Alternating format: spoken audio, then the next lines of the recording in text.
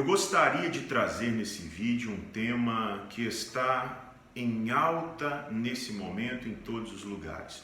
Nós estamos às vésperas das eleições municipais e a pergunta que vem à tona é: igreja e política podem, devem ou não se misturar? O que nós vemos acontecer são pessoas repetindo coisas sem ao menos entender o que elas significam, sem olhar de onde elas surgiram e por quem estas coisas foram ditas pela primeira vez ou criadas. Você já parou para estudar o tema a fundo? Para tentar entender o que isso significa, eu gostaria de propor a você uma simples reflexão ao longo desse vídeo. Pare um pouquinho para ouvir o que eu vou lhe dizer, tire as suas próprias conclusões. Depois, ore a Deus e veja o que você deve assumir como verdade para você, para que você então fale com propriedade se você concorda ou não. Vamos olhar para a Bíblia e vamos lembrar o tempo em que os juízes governavam sobre Israel. Se confundia na pessoa do juiz o poder religioso e o poder político.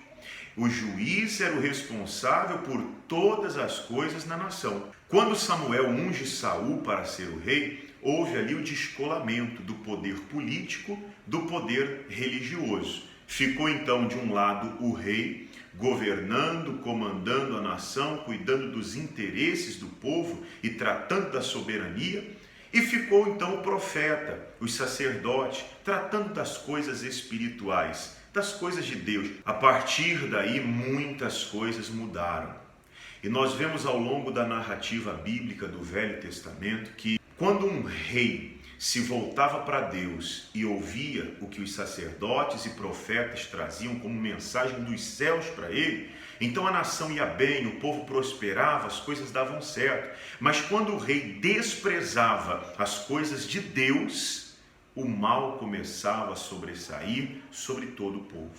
Veja quando Israel foi para a Babilônia cativos. Para o exílio babilônico chegaram homens e mulheres tementes a Deus, que se juntavam e começavam a louvar a Deus, mas eram escravos. A pergunta é: faltou revelação, profecia, palavra de Deus, ensinamento? Não. Mas os reis que se sucederam anteriormente ao exílio da Babilônia não deram ouvidos ao que Deus falava através dos seus sacerdotes e profetas.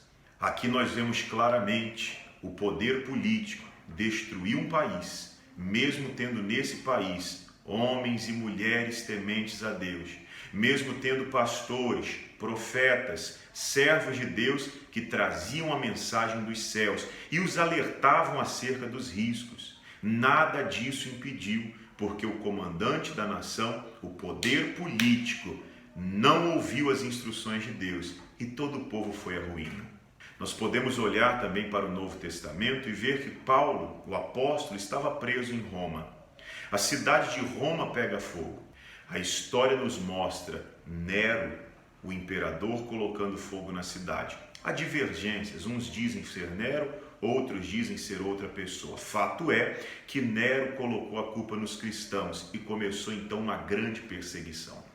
Paulo teve, ao que tudo indica, sua cabeça decepada, e famílias inteiras de cristãos, pelo simples fato de confessarem a sua fé em Jesus Cristo, eram lançadas no Coliseu aos leões famintos. Foram verdadeiros mártires da igreja do Senhor, mas foram perseguidos e mortos, porque mais uma vez o poder político se voltava contra a obra de Deus. Isso tudo não impediu o avanço da igreja, nem o crescimento do reino de Deus nesse mundo.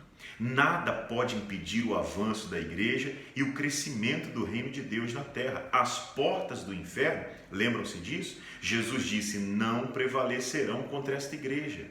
Então, quando me perguntam o que eu penso a respeito disso, eu digo o seguinte: a igreja não precisa da política, mas nós, cidadãos, cristãos, devemos nos mobilizar, devemos nos juntar para sim eleger nossos representantes, pessoas de boa índole, com caráter, com moral, pessoas com uma ficha limpa que possam representar os nossos ideais e as nossas ideias. Então, você, membro da igreja, procure saber do seu candidato, aquela pessoa que a sua igreja decidiu apoiar, e apoie, vista a camisa, faça campanha, não vire as costas para a política. Eu cresci ouvindo que haviam 3 coisas que não se deveriam discutir: política, religião e futebol. Não é verdade, porque se nós não discutirmos a religião, falsos profetas continuarão a pregar e enganar as pessoas. Enquanto não discutirmos e participarmos da política, da vida pública,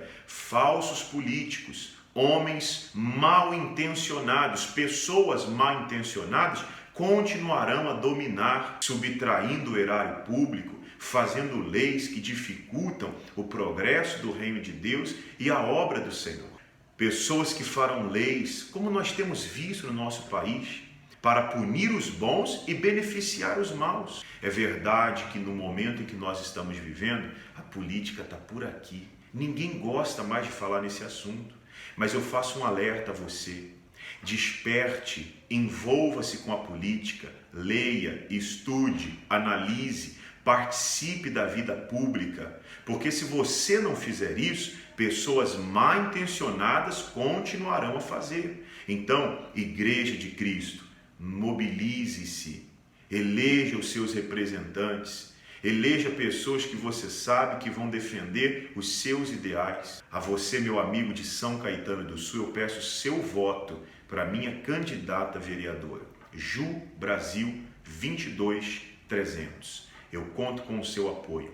Ore a respeito, pense no que eu lhe disse, medite acerca do assunto e você verá, a política está aí para que nós, pessoas de bem, possamos nos envolver com ela.